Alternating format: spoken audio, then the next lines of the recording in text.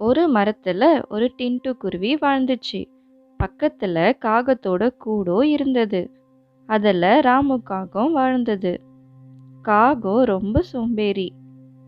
நாள் முழுவதும் தூங்கிட்டே இருக்கும். பசி எடுத்தா இங்க அங்கன்னு யார்கிட்டயாவது கேட்டு சாப்பிடும். இன்னொரு பக்கம் டின்ட்டு குருவி ரொம்பவே சுறுசுறுப்பானது. ரொம்பவே உழைக்கும். குருவியோட முட்டையிலிருந்து குருவிங்க வர டைம். குருவி அதோட குழந்தைகளுக்காக தானியங்களை சேர்த்து வச்சுட்டு இருந்தது. அட, நம்ம கூடம் அவ்வளோ ஸ்ட்ராங்கா இல்லை. மழைக்காலம் வேற வரப்போகுது. மழைக்காலம் வர்றதுக்கு முன்னாடி நம்ம வீடை ஸ்ட்ராங்கா கட்டிடணும். என் முட்டைங்களுக்கு எந்த ஆபத்தும் வரக்கூடாது. குருவி ரொம்பவே உழைச்சி 1 மாசத்துல நல்ல ஸ்ட்ராங்கா ஒரு வீடை கட்டிடுச்சு. இப்போ குருவிக்கு மழை காலத்தை நினைச்சு எந்த பயமும் இல்லை. இப்போ என் வீடு ஸ்ட்ராங்கா இருக்கு. குழந்தைங்க வந்தாலும் எனக்கு எந்த பயமும் இல்லை. அவங்க யாரும் மழையில நனையவும் மாட்டாங்க. இன்னொரு பக்கம் காகத்துக்கு எந்த கவலையும் இல்லாம நாள் முழுக்க படுத்து தூங்கிட்டு இருந்தது. ஒரு நாள் டின்ட்டு குருவி காகத்துக்கிட்ட வந்து, காகம் அண்ணா, எப்ப பார்த்தாலும் ரெஸ்ட் எடுக்கிறீங்களே, கொஞ்சமாவது வேலை செய்யுங்க. மழைக்காலம் கிட்ட வந்துடுச்சு. நான் என் வீட்டை ஸ்ட்ராங்கா கட்டிட்டேன். நீங்களும் உங்க வீட்டை ஸ்ட்ராங்கா கட்டுங்க. மழை வந்தா நீங்க என்ன பண்ணுவீங்க? உன் வீட்டை நீ ஸ்ட்ராங்கா கட்டிட்டேன்னு இப்ப என்கிட்ட வந்து சொல்றியா? என் வேலை என்னன்னு நீ சொல்ல தேவையில்லை. மழை வந்தா நான் என்னை பார்த்துக்கிறேன். நீ இங்கிருந்து போலாம். சும்மா வந்து என்ன டிஸ்டர்ப் பண்ணிட்டு இருக்காத. டின்ட்டு குருவி காகத்தோட பேச்சை கேட்டு அதோட வீட்டுக்கு வந்தது. நான் காகத்தோட நல்லதுக்கு தானே சொன்னேன். என் மேல எதுக்கு இப்ப கோவப்படுறாங்க? கொஞ்ச நாள் கழிச்சு குருவியோட முட்டையிலிருந்து குட்டி குருவிங்க வந்தது. குருவி ரொம்பவே சந்தோஷமா இருந்தது. இப்போ மழை வரப்போகுது. எனக்கு குழந்தைங்களோ வந்துட்டாங்க.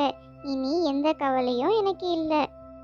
வேகமா காத்தடிக்க ஆரம்பிச்சது. கொஞ்ச நேரத்துல மழையும் வந்தது. குருவியோட உழைப்பு வீண் போகல. வீட்டுக்குள்ள ஒரு சொட்டு தண்ணி கூட வரல. காகத்தோட கூடு தண்ணியில மூழ்கிடுச்சு. காகமும் மழையில நல்லா நனைஞ்சது. என் கூடு ஃபுல்லா முழுகிடுச்சு. இப்போ நான் என்ன பண்றது? எனக்கு ரொம்பவே குளிருது. இப்போ நான் எங்க போவேன்? ஒரு வேலை பண்றேன். டின்ட்டு குருவியோட வீடு ஸ்ட்ராங்கா இருக்குன்னு சொல்லுச்சு. கொஞ்ச நாள் அங்க போய் தங்கிடுறேன். காகம் குருவியோட வீட்டுக்கு போய் கதவை தட்டுச்சு. யாரு வெளியே? டின்ட்டு குருவி, நான் தான் காகம் வந்திருக்கேன். என் கூடு ஃபுல்லா தண்ணியில மூழ்கிடுச்சு. எனக்கு ரொம்பவே குளிருது. நான் ஃபுல்லா நனைஞ்சிட்டேன். நான் மழை நிக்கிற வரை உன் வீட்டில் கொஞ்சம் இருந்துக்கிறேன். டோரை கொஞ்சம் ஓப்பன் பண்றியா? குருவி காகம் சொல்றத கேட்டு கதவை திறந்து காகத்தை வீட்டுக்குள்ள கூப்பிட்டது.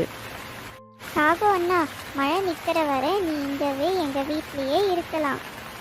மழை நின்ன பிறகு நம்ம 2 பேரும் சேர்ந்து உன் வீட்டை ஸ்ட்ராங்காக கட்டலாம். இப்போ நீ ரெஸ்ட் எடு. காகம் குருவியோட வீட்டை பார்த்து ரொம்பவே ஆச்சரியப்பட்டது. குருவி, உன் வீடு ரொம்ப சூப்பரா இருக்கே. நீ நல்லா கட்டியிருக்க. குருவியும் ரொம்ப நல்ல குருவியா இருக்கு. நம்மள மழை நிக்கிற வரை இங்கவே இருக்க சொல்லிடுச்சு. மனசுக்குள்ள யோசிச்சுட்டே குருவியோட பெட்ல காகம் தூங்கிடுச்சு. 4 நாள் கழிச்சு மழை நின்னுடுச்சு. வெயில் வர ஆரம்பிச்சது. எல்லா பக்கமும் பறவைங்க தானியங்களை தேட ஆரம்பிச்சாங்க. டின்ட்டு குருவி காகத்தை எழுப்பி, மழை நின்றுடுச்சு, வா காகம், நம்ம வீடு சேர்ந்து கட்டலாம். காகம் ரொம்ப சோம்பேறி. டின்ட்டுவோட பேச்சை கேட்டு, ஐயோ, குருவியோட வீடு எவ்வளோ நல்லா இருந்துச்சு. நல்ல மழைக்கு சூடா இருந்தது. சாப்பிடவும் நிறைய தானியங்கள் இருந்தது. இப்போ குருவி நம்மள வேலை செய்ய சொல்லுதே. என்ன பண்றது இப்போ நம்ம? காகம் ஏதாச்சும் காரணம் சொல்லலான்னு யோசிச்சது. குருவி, எனக்கு உடம்பு சரியில்லை. மழையில நனைஞ்சதுல எனக்கு கோல்ட் ஆயிடுச்சு. என்னால இப்போ வேலைலாம் செய்ய முடியாது. அப்படியா? எனக்கு தெரியாது, அதான் உங்களை எழுப்பிட்டேன். சரி, நீங்க தூங்குங்க. உங்களுக்கு உடம்பு சரியான பிறகு நாம திரும்பவும் உங்க வீட்டை கட்டலாம். இந்த குருவி ரொம்ப ஏமாளியா இருக்கே. அடுத்த நாள் குருவி காகத்துக்கிட்ட வந்து, எனக்கு கொஞ்சம் வேலை இருக்கு, நான் வர லேட் ஆகும். அதுவரை என் குழந்தைங்கள கொஞ்சம் நீங்க பாத்துக்கிறீங்களா? நீ கவலைப்படாத டின்ட்டு, நான் பாத்துக்கிறேன். நீ போயிட்டு வா. உன் குழந்தைங்கள நான் பத்திரமா பாத்துக்கிறேன். டின்ட்டு காகத்தோட பேச்சை கேட்டு பறந்து போனது. காகம் நல்லா தூங்கிடுச்சு. குழந்தைங்க விளையாடுற சவுண்ட் கேட்டதுல காகத்தோட தூக்கம் கலைஞ்சிடுச்சு. காகத்துக்கு கோபம் வந்தது. எல்லாரும் சைலண்டா இருக்கீங்களா?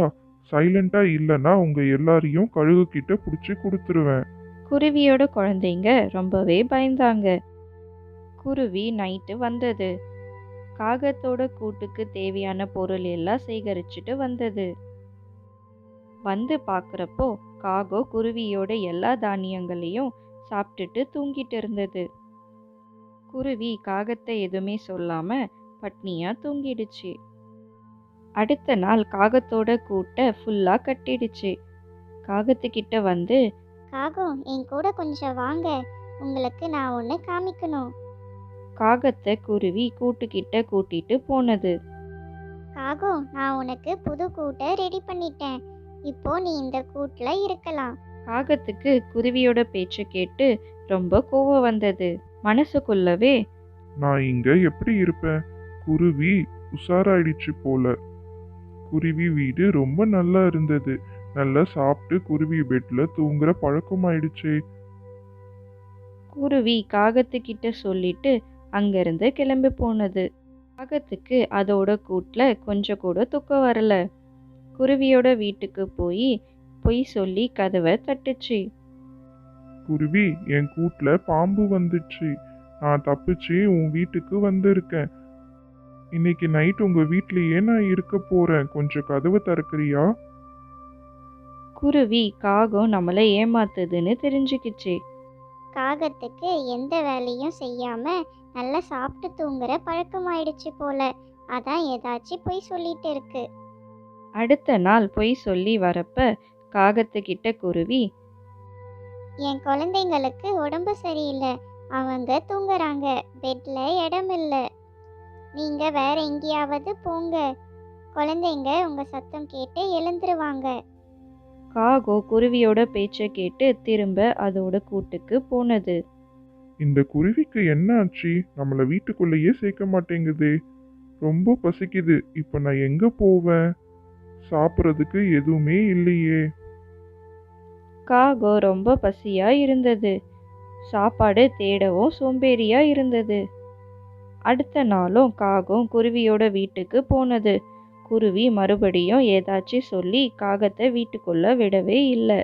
அடுத்த நாள் பொய் சொல்லி வரப்ப காகத்துக்கிட்ட குருவி, என் குழந்தைங்களுக்கு உடம்பு சரியில்லை, அவங்க தூங்குறாங்க, பெட்ல இடம் இல்லை, நீங்க வேற எங்கேயாவது போங்க, குழந்தைங்க உங்க சத்தம் கேட்டு எழுந்துருவாங்க. காகம் குருவியோட பேச்சை கேட்டு திரும்ப அதோட கூட்டுக்கு போனது. இந்த குருவிக்கு என்ன ஆச்சு? நம்மள வீட்டுக்குள்ளேயே சேர்க்க மாட்டேங்குதே. ரொம்ப பசிக்குது. இப்ப நான் எங்க போவேன்? சாப்பிட்றதுக்கு எதுவுமே இல்லையே. காகம் ரொம்ப பசியா இருந்தது. சாப்பாடு தேடவும் சோம்பேறியா இருந்தது. அடுத்த நாளும் காகம் குருவியோட வீட்டுக்கு போனது. குருவி மறுபடியும் ஏதாச்சும் சொல்லி காகத்தை வீட்டுக்குள்ள விடவே இல்லை. இப்போ காகத்தால பசி தாங்க முடியல. காகம் ரொம்பவே கஷ்டப்பட்டு சாப்பாடு தேட ஆரம்பிச்சது. கஷ்டப்பட்டு தேடி சாப்பிடவும் ஆரம்பிச்சது. குருவி இதை பார்த்து ரொம்ப சந்தோஷப்பட்டது. காகம் இப்போ ரொம்பவே உழைச்சி குருவியோட வீடு மாதிரியே தனக்கும் ஒரு வீட்டை ஸ்ட்ராங்கா கட்டிடுச்சு. வேலை செஞ்சு சாப்பிட்டு நிம்மதியா வீட்டில் தூங்க ஆரம்பிச்சது. இந்த கதையிலிருந்து நாம் என்ன தெரிஞ்சுக்கிறோன்னா, நம்ம சோம்பேறியா இருக்கக்கூடாது. கஷ்டப்பட்டு ஏதாவது வேலை செஞ்சு சாப்பிடணும். மற்றவங்களோட உழைப்பில் வாழக்கூடாது.